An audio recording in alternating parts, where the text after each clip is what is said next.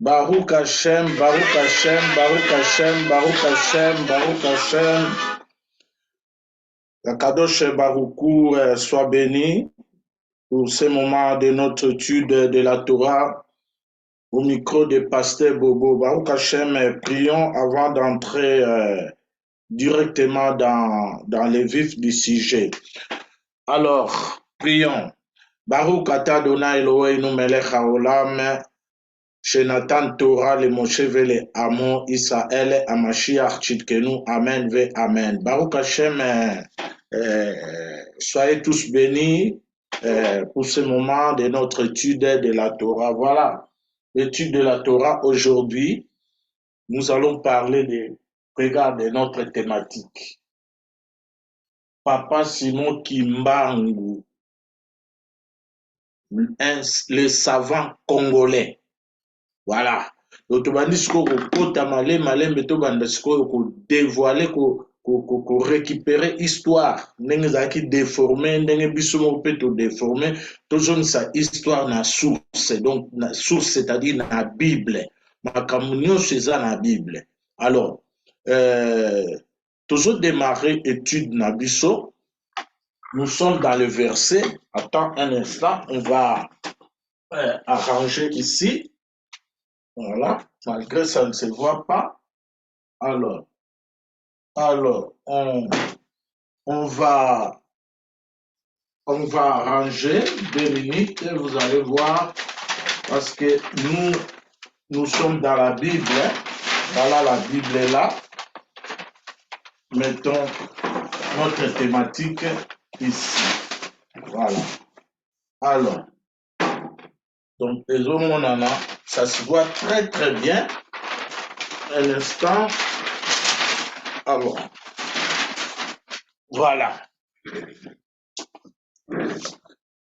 Papa Simon Kimbangu, savant congolais. Nous sommes dans Osée Zomon en acte. Alors, tout ça, tout verset à Bible, parce que c'est très important. Voilà. Le verset est là. Le verset est là. Osée, chapitre 4, verset 6. Alors, ici, voilà, Papa Simon Kimbangu, et mon nana, tout matama et mon nana, bien, parce que, voilà. Papa Simon Kimbangu, savant congolais. Alors, voilà. Donc, nous en avons osé. Nicolo, tout le monde a déjà la source. Comme on dit, la biso, histoire, il y a monde, où est bon maman la Bible. Place nous sommes au dans la Bible. C'est dans la Bible où nous pouvons trouver toute l'histoire de l'humanité. Et tous les acteurs de l'histoire de chaque pays a un prophète naé, chaque pays a un messager naé, oyo a transmettre message na peuple naé. Mais Papa Kimbangu, il ne s'est pas arrêté seulement sur le Congo, mais à Kendeki au-delà. Donc à parler d'un message moko universel oyo bana Israël bazala nango. Comme Yeshua, Jésus, il parle des messages universels, d'abord pour son peuple, et aussi le message national qui est lié à la collectivité d'Israël et à toutes les nations. Voilà, Païbaye Baka, grand prophète, Païbaye Baka, messager en Zambé. Messager en Zambé, c'est tout kangaye na kat église. Non, on ne peut pas clouer Jésus à un chrétien. Papa Kimbangu na clouer, on va les clouer dans une communauté. Non. Papa Kimbangu est dans la Bible. Papa Kimbangu a lobé la Bible, donc message est universel. Donc c'est le temps où comme ko bimisila biso na source ba mo ko ba yuda bazo ya ba ribotala. bino bozozwa kimbangu bozotia ye comme chef spirituel ya mwa parti moko moke. Non, non, non, non, non, non. Voilà maintenant epesameli bato oyo baza ko étudier Torah Bible na source babanda ko dévoiler sikoyo histoire ya Congo pe surtout ya prophète Simon Kimbangu. Tout est dans la Bible. Toujours le blabla, la notion ya ba bibliothèque te, ba théorie te, mais ya source. Alors, toko taka mbala moko parce que tu dois tant mingi te ya ko expliquer aux kaka introduction première partie. Boyo ka profession par papa Kimbangu à lobby parmi ya ba prophétie atikaki. Toujours yo kango ba mingi ba oloba. Qu'est-ce qu'il a dit? Vous allez voir les noirs, hein? Les noirs deviendront des blancs et des blancs deviendront des noirs. Je l'ai écrit quelque part. Alors, l'homme noir deviendra blanc et l'homme blanc deviendra noir. Voilà le code de la Bible. Eza expression biblique codée. Tout bazoya tozoya moutaza libre à imaginer aloba mais où eza imagination te. Où eza message outi na source inspiré par la puissance de l'esprit de Dieu. Ninge ba prophète bazala, ninge ba Abraham bazala, ninge ba Moïse bazala qui inspiré pour transmettre le message où ils ont prouvé aussi scientifiquement. Donc quand il parle un homme noir, azo le blara raté que congolais. Non, il parle de tous les noirs. Mais il est le savant congolais. Il est le prophète congolais. Tant que le savant, le premier savant congolais, c'est moi qui parle. C'est papa Simon qui parle. Parce que mon savant, mon savant, mon savant et outil na parole. Na adaat, voilà, adaat, qui veut dire connaissance. Na mon oyo, tout le monde n'a pas eu mot. Il y a même science, savant. Donc, les prophètes dans la Bible, ils étaient des savants. Qu'est-ce qu'un savant dans la Bible? C'est lui qui a la connaissance, voilà, la connaissance de la parole de l'Éternel. To suki sika kawana. To kotika kambala moko. Parce que, biso tant tozo ka connaissance, tozo ka sagesse, biso to kendeke. Ah, tozo là, pour tout le monde savant. Oui, bah savant monde bazali, hein. Bah savant on a un monde où bah prix Nobel de la paix au bazolo bla à cause de leur connaissance académique et intellectuelle. Tout là bien parce que toujours fongola blok moko déjà ben et bandit déjà maramon fongola Bible. Des savants au bah les cas dans le monde. Tout le monde est belé. Mais ils étaient réputés savants sur leurs connaissances académiques et encyclopédiques. Mais dans la Bible, lorsqu'on parle des savants, c'est la connaissance ou la sagesse de l'Éternel. Voilà. On a sagesse de l'Éternel et pas makambuto vandi. Oser, tout en ce qu'on a osé. Oser l'obinini au premier parti, oser 4:6. Regarde, mon peuple périt parce qu'il n'a pas la connaissance. Puisque tu as rejeté la connaissance, je te rejetterai de mon sacerdoce. Et comme tu as oublié ma connaissance, la connaissance de ton Dieu, moi de même, j'oublierai tes fils. Donc, ici, tozomona, surtout tanya on a hébreu, bazolo banini, ni totangango, hébreu, ni demu Ami Mikol Hadahat. Voilà. Ni demu. Ami Mikol Hadahat. Sikoyo papa Kimbangu bazo décortiquer Bible na hébreu na langue oyo nzamba lobi wa bakomaki. Mais bapusani atangi hébreu te. Donc les wana utoko le mambo hébreu te. Mais azolobela que mon peuple est réduit en silence parce qu'il lui manque la connaissance. Voilà Bible Zolobla. Dans Zolobla, l'homme noir deviendra blanc et l'homme blanc deviendra noir, c'est à travers la connaissance Oyazala Kinango. Connaissance, il y a pour décortiquer, pour étudier parole Nanzambe dans la source. Voilà.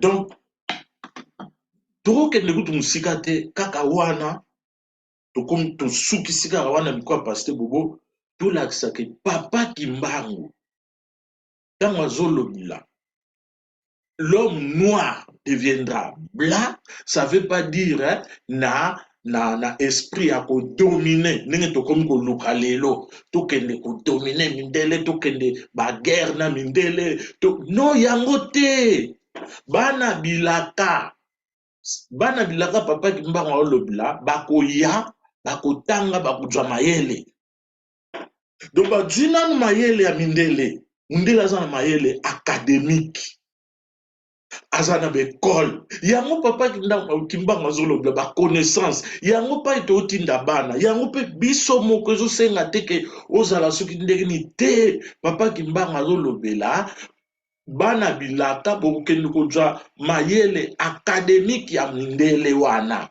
po evandi na Occident baza na ba matériaux baza équipé donc connaissance wana académique eza ya mindele te mais eza ya nzambe apesi bango biso toza mpe na barichesse oyo bango bazoluka mpona biso mais bana na ngai ya bilaka bakokende bakocomprendre mayele wana ya mindele bakozwa yango et ensuite bakoya kozwa connaissance oyo ya ngai papa Kimbangu najwa na Bible connaissance ya bana Israël nzambe apesaka bana Israël apesi baprophète apesi ba Jésus na ba 1920 akitili yango papa Kimbangu boum ndela kamwe atangi Torah te biso tozoluka toyeba Torah mundele aza koluka a décortiquer Bible na source mais il n'arrive pas azokoka te yango moni bayeli biso basala neti boye ntango biso tozo néglige Bible bazosepela non bango bayebi balukaki yango bazwi yango te mais bazomona noir azodécortiquer Torah noir azolobela makambo ebomami na Torah ndenge nini biso tokoki kozwa yango yango na mon peuple est réduit en silence. Vraie traduction, mon peuple est réduit en silence parce qu'il lui manque la connaissance. Biso nous tant qui connaissance allez, tozobenga ba savants, les savants qui ont leurs connaissances académiques, encyclopédiques, abimi na Louvain-la-Neuve, atangi na Sorbonne, atangi na Cambridge, yango te. Eza bien mindele mpe baza nango tokoimpressionne mindele nini kote wana Einstein Galilée bato wana nyonso ya minene tokoimpressionne bango na nini même balobi basavant congolais batangi mais tala vrai savant congolais papa Kimbangu a impressionné monde à cause de la Bible, à cause, nous avons révélé, dans la Bible, il y a des codes, il y a des messages codés. Oh, yobana nanga fuba yeko la monde nyonso ko yeko le yeba yango monde nyonso. Mais tala lelo, Mundela moni noir à liboso azoya azo expliquer ba code à Bible. Donc c'est-à-dire l'homme noir tango akozwa connaissance au papa Kimbangu azalaki na yango ya Bible. Ye atangi te mais biso lelo Torah eza wana. Toza na ba matériaux tout où on peut étudier la Torah à tout moment. Nos téléphones sont là.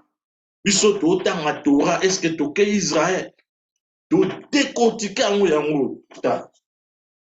Ukoma to na tala mo oyo aux articles hey article hey ha yango au prononciation hein toreza awa aux articles hey hey les en a valeur il y a 5 qui veut dire les 5 livres les 5 livres de la Bible qu'on appelle Torah. Donc hey oyo les articles quand na hébreu moni hey oyo c'est l'article défini qui définit le mot da'a. Da'at qui veut dire connaissance de la parole de l'Éternel, de la Torah. Donc da'at c'est le savoir. Voilà da'at. Donc l'article défini, donc on parle de savoir de l'Éternel, de la connaissance de l'Éternel. Et ça, la connaissance, il y a bien autant. Regarde, l'article défini dans la Bible. Ha, et da'at, donc c'est-à-dire la connaissance de l'Éternel, eza moko, Bible. Mais ce que Bible, il faut qu'on étudie yango. Na batu oyo nzamba apesi ba code pour ba décoder. Neti papa ki na mbango aki na code apesi code.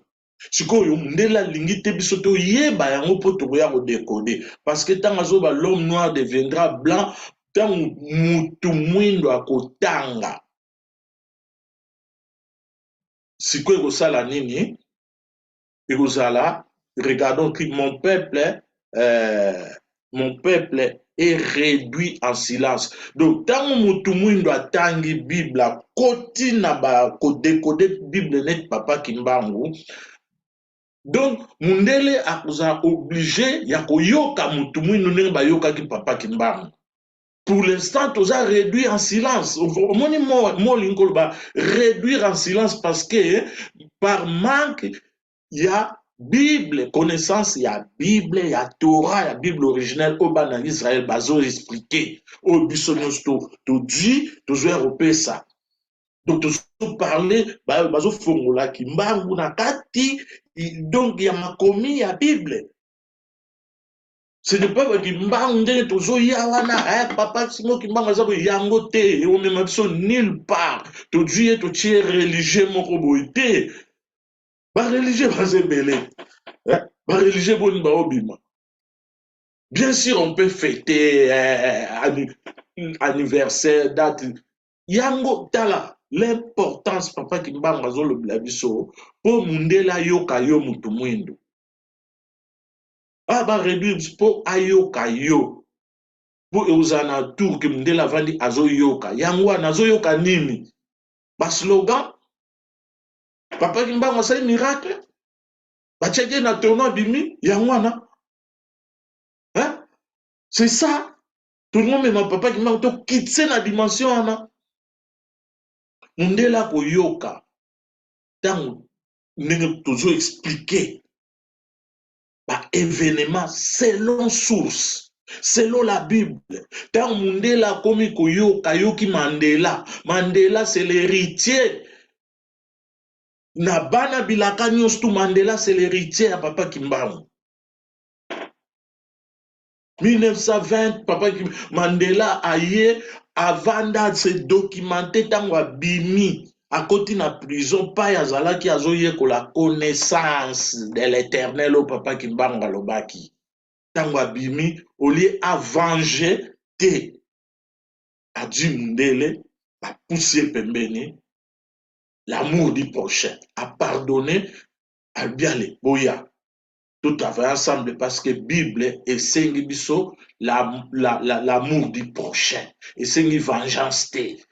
Tout ça on a été abiso banoi toujours comme ça ba victime ya pamba parce que connaissance ya ngo papa Kimbanga le biso tala la connaissance de l'Éternel le premier savant congolais, Papa Kimbangu, le premier savant congolais.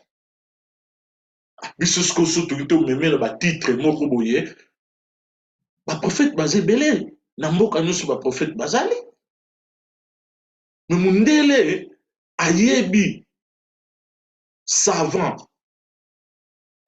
Kimbangu savant congolais. Siko na biso ba critère à savant, toyebi po mutaza savant jwa ba prix Nobel, ba mukwenge batangi. Mais Papa Kimbangu mundela lozo lobila e monde entier. Est-ce que l'université nini na kendeki? Mais connaissance de l'éternel ou eza na Bible. Vanda yeko la Bible. Benda Bible banda kotanga banda ko étudier yo moko te mais yeba yango ke Torah eza ko se révéler. Bazo révéler l'explication à ba mot. Regarde ce que biso totangi. Mon peuple périt par manque de connaissance. C'est quoi? Ça, c'est une lecture qu'on appelle lecture linéaire. Mais en hébreu, lorsqu'on lit chaque mot, et l'on est dans le bosso tozotala, à mot, donc c'est-à-dire réduire en silence. C'est pas périr. Réduire en silence. Peuple noir azaki réduit en silence.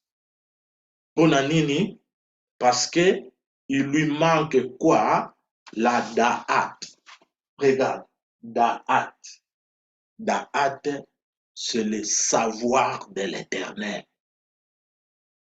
La connaissance de l'éternel. Oye komema monde. Boyo ka bien tonu ka restriction ezali kaka première partie. Au monde parole au monde a da'at. Da'at ko limiter on a mon oya bisote à connaissance. Regarde da'at oyo yango et komema monde pour connaître les noms de l'éternel. Non oyo, oyo, bakumakango boye. Regarde, non ana, bakumakango boye. Voilà, tolobela ngoleur nyonso. Yod, et, vav, et. Voilà. Oyo tolobaka yo, Yehova. Kombo yo, yango yo, eko se révéler na monde. Ah, toko chamneti équivalent à l'éternel. Tu chamneti Hachem. Hachem. Voilà. Hachem veut dire les noms. Les noms. Eza comboté, eza tétagramme. Eza tétagramme. Dieu n'a pas de nom. On ne peut pas donner un nom à Dieu, sinon au limité. Donc, nom oyo, Adonai, Yod, Yod, He, Vav, E, Yango, et qu'on se révéler dans le monde. Et qu'on se révéler dans le monde comment, hein, à travers verbe, mon oyo. Da'at. Da'at qui veut dire la connaissance de la Torah. Torah yango anande, ezo se révéler le dans le monde. Oyo Jésus a lobela, oyo ba mindele ba luki, ba comprendre nango avant biso, bazo kokate. Te ba kokate. Bango nyosu ba liter, ba mekaki ti. Liter a mekaki. Kokaki yango. Atani yango mbakoki te baza limité. Mais lolo bazota ba noir. Ba décortiquer Torah. Bayoki Papa Kimbangu. A décortiquer Torah. Abengi azali savant. Voilà. Un savant congolais. Nous devons être fiers d'avoir un savant congolais. Donc, Toya étudier Torah, tu peux comprendre prophétie pour notre pays, pour l'Afrique. Pour l'Afrique, il y a un total. Mais il y a l'oublié en 1920, à partir de 1920. Mais la Bible existe avant la fondation du monde. Voilà. Bible exista. Bana Israël, ils ont une histoire de 4000 ans. Avant Papa Kimbangu. Le prophète Nyamdele Balobela. Ndela yebi ki wana Torah. Mais nenge nini ayebi yango. Donc, c'est ça, l'homme noir deviendra blanc à travers la connaissance. Tofungola pe sagesse dans Nzambe. Donc, connaissance, to ça. Alors, ça n'a pas trop succès. Oh là là. Papa Kimbangu, savant congolais. Bokangango, hein? Bokanga parole oyo. Kolingano te comme oyo ke loko moko spectaculaire. Mutu moka munena bima. Aleki na télévision. Parce que aza suki nani aza nani te. Makambo oyo ezali epesami na batu particulier oyo bako expliquer. Batu mususu bazo yoko bazo ya kumeka. Mais nous on prend dans la source. Biloko ebimaka na source, tant Jésus s'est présenté à Bimina Mukili, il est né azalaki batu bakanisaki normal, mais batu kaka muke tant bapusani babi makambo eza awa ye mutu to akozela aye. Donc biso tobimanaki fanatisme, bakongole nyonso bazobima basavant bazala na bango na humilité ya kozongela Bible koyoka sikoyo.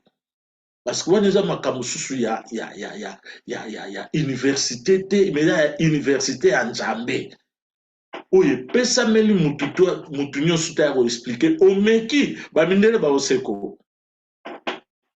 Oui, mundela malgré bon tozomona te musicien ya bwaki eloko moko boye epesi polémique. Pourquoi est-ce que Papa Kimbangu apesaki polémique? Papa Kimbangu asali polémique te. Papa Kimbangu aye tango alobi, c'est-à-dire il n'était plus réduit en silence. Donc il vous a siko mundele mutawozala réduit en silence. Eza na sens négatif te. Ah oui, eza na sens positif. Eza na temps moko boye ya silence. Mundela kovanda azoyoka. Au lieu soko sali polémique mundela otelema po makambo tu bango bayebi yango, mais mutu azoya na connaissance ya Torah tango azoloba mundele soko ayoki akozala réduit en silence. Voilà signification yangwana. Non, mon peuple périt. Non, mot ba utiliser eza na racine ya de Noun Daled même en hébreu, c'est-à-dire c'est terre. Voilà, c'est terre, mutaza silence, oyazo yoka. Tamozoloba, un élève a yokaka, il se tait, parce que bazo enseigner, azo yoka makamba bien. Mais ce qui parole ya muta bimiska kanengane komi polémique. Ah, baza contre bisote, mundela ane contre bisote. Mundela ki contre Kimbangu te soka yi kote Kimbangu histoire ne banga babungisa yango, mais bango moko baye babimisili biso histoire. Bana Israël babomba ba histoire nyonso na Bible bazoloba sikoyo tozozwa makambo na source, non koyoka kaka nde mwana boye na boye soki oye na banotion moko ya bathéorie mundele akotelemela yo. Mundele azolinga batu oyo baza koya na banotion moko oyo faut réduire bango na silence. Yango na Papa Kimbangu alobi l'homme noir deviendra blanc et l'homme blanc deviendra noir. Donc tokomi na temps moko mundele akoya koyoka batu mwindu biso totata mindele bayoki biso bayokaka mpe awa na mboka oyo ndele bafandi abi makambo oyo ozoloba odi yango wapi? No, eza Bible nazotanga, eza teke o le Saint-Esprit kotanga yango toloba. Donc c'est-à-dire la connaissance oyo wana Papa Kimbangu azoloba oyo eza na osé, cette connaissance là c'est pour comprendre. Écoutez, tosilisaka na mikwa Pasteur Bobo pa donc Pasteur Bobo do tosilisaka na mikro na yo kaka sikoyo na parole oyo Da'at. Moni Da'at, c'est la connaissance pour comprendre ou étudier la étudier et recevoir la sagesse de Dieu. Nazongeli yango kaka na mikwa passé butoke na malembe. Connaissance au Bible olobla. Oh papa Kimbangu alobi, l'homme noir deviendra blanc parce que baroyoke na mindele, parce que tango akoya kokota na connaissance, cette connaissance de la Torah, de la Bible, tout le bango bien, Torah, Bible en hébreu.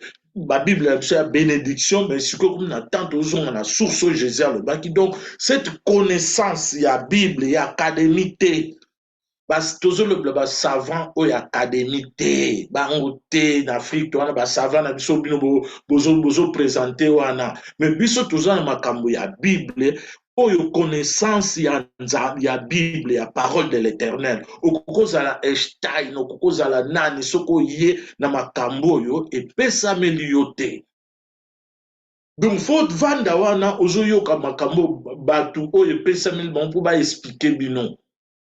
Donc, la connaissance de la Torah, et ça que Torah, mutatangi hébreu, mutaye ko langue hébraïque, yangote. On a ba profession l'Obama ba noir surtout ba congolais ba zali déjà na ligne wana ya ko expliquer makambo papa Kimbangu alobaki ba congolais déjà baza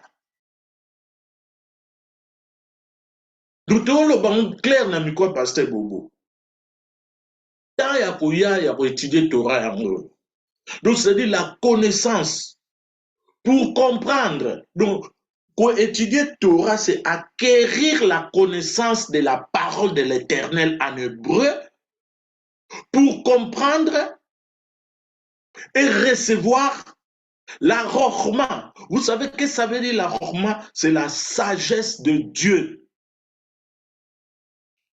Il y a la sagesse que nous recevons dans des études, dans des écoles. Tout ça, ça vient de Dieu, mais ça n'a rien à voir avec la sagesse de Dieu. Donc, ça n'a rien à voir.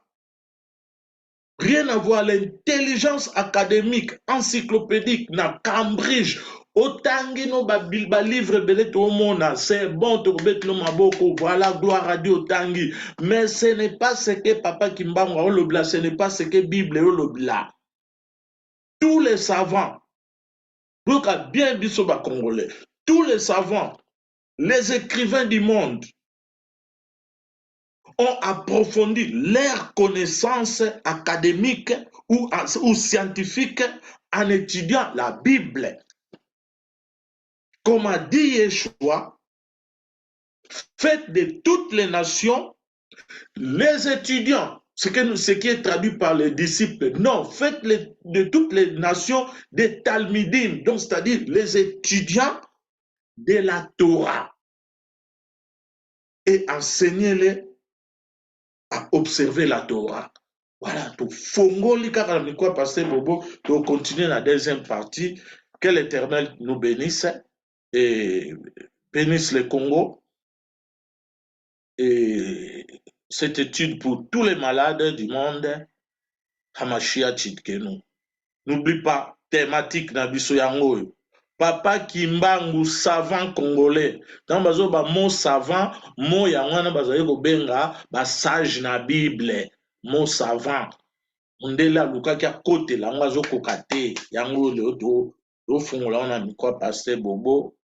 Quand si tu veux téléphoner pour recevoir des informations sur la Torah, n'hésitez pas. N'hésitez pas, n'attends pas le Saint-Esprit à kufungola makambote. Ils ont fungola maboué. Bandaki déjà kala. Bandaki déjà. Ok, Baruch Hashem. Shalom à tous. Baruch Hashem, Baruch Hashem.